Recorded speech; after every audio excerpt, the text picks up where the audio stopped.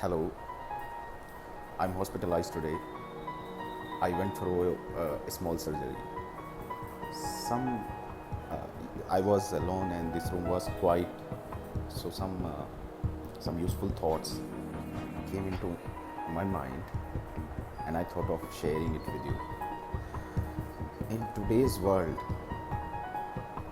where you can find information everywhere, there is knowledge available everywhere, and not always true. It is highly essential that we should understand how our minds work. So, best gift we can give to our students is the ability to think for themselves. The students today should be trained into important psychological topics. For example, they should be trained to identify the cognitive biases. Cognitive biases are mental shortcuts. Cognitive biases actually help us to make fast decisions, but these biases can also lead us in the wrong direction. Cognitive biases are like invisible forces. These are our mental models. Cognitive biases shape how we see the world. Sometimes these biases can highly mislead us. So, the students should learn to identify such biases. When students are able to recognize these biases, they can think more clearly, they can make better choices, and they can choose nicer approaches to solve their problems. So let's talk about confirmation bias. If you are someone who only pay attention to information that supports what you already believe, you are in a state of confirmation bias. So what happens if a student has got a belief that he is bad in the mathematics? He might ignore his good scores in the tests and focus only on his mistakes. This is like a trap, for this is a negative mindset. This will make him feel stuck and hopeless. So as a teacher, you can encourage him to look at all the facts. You can show him his progress, and you can help him see that he is more than his mistakes and that he has got potential to improve. This can significantly change how he may see himself, and this will open new possibilities for him, for a student like him. Next is the anchoring bias. This happens when you rely too much on the first piece of information you have heard. Imagine a discussion where the first student speaks confidently, but he has given incorrect answers. So suddenly what happens? Everyone will agree with him, and you will also agree with him in the class, even though you feel like something is wrong, something is missing.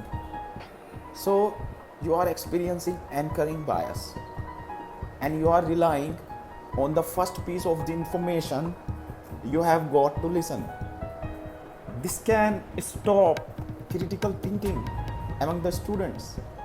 So teachers should intervene when such things got to happen in the class.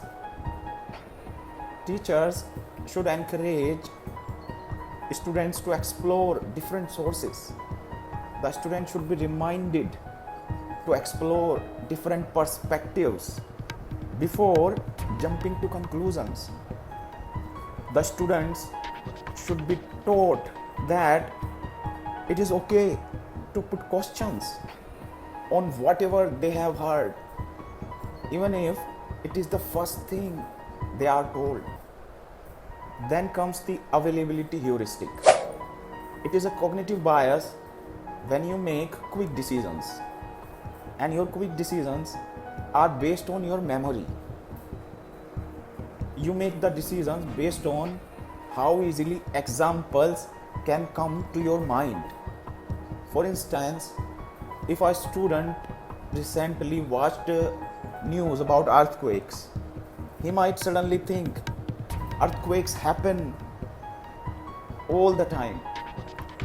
In the class, you can challenge this by discussing the facts and asking why certain events seem more common than they really are. So the teachers should help the students to see the difference, what feels true and what is exactly true. Then there is the overconfidence bias. Thinking that you have learned more than what you have actually learned is an overconfidence bias. This is when you think that you know everything. Believe me guys, of all the knowledge we have learned till today, it is equal to nothing compared to what is still left to learn. So be humble guys, be humble. As Socrates says, I know I am intelligent because I know that I know nothing. For example, if you think you already know everything from your course, you will probably skip your classes or skip your studies.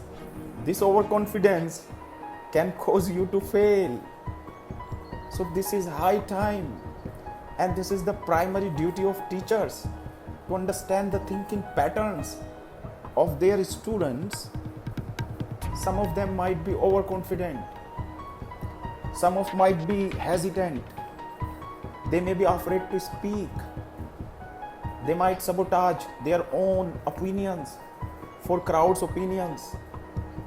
Trace their shortcomings and help them to avoid such biases.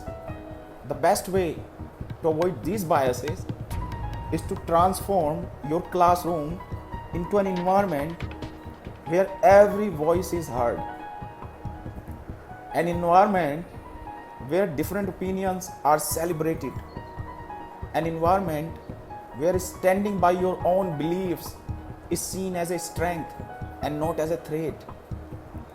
Teaching the students about these biases is not just about psychology, it is about life.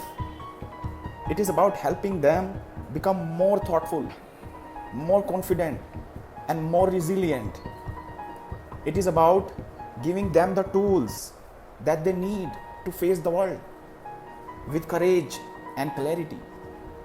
We should create a space where students feel safe. They feel safe to question, they feel safe to challenge, and therefore they can feel safe to grow. By doing this, you are not just teaching them, you are empowering them to become the best version of themselves. Let's commit to this journey together. Let's help our students think deeply, act wisely, and live fully.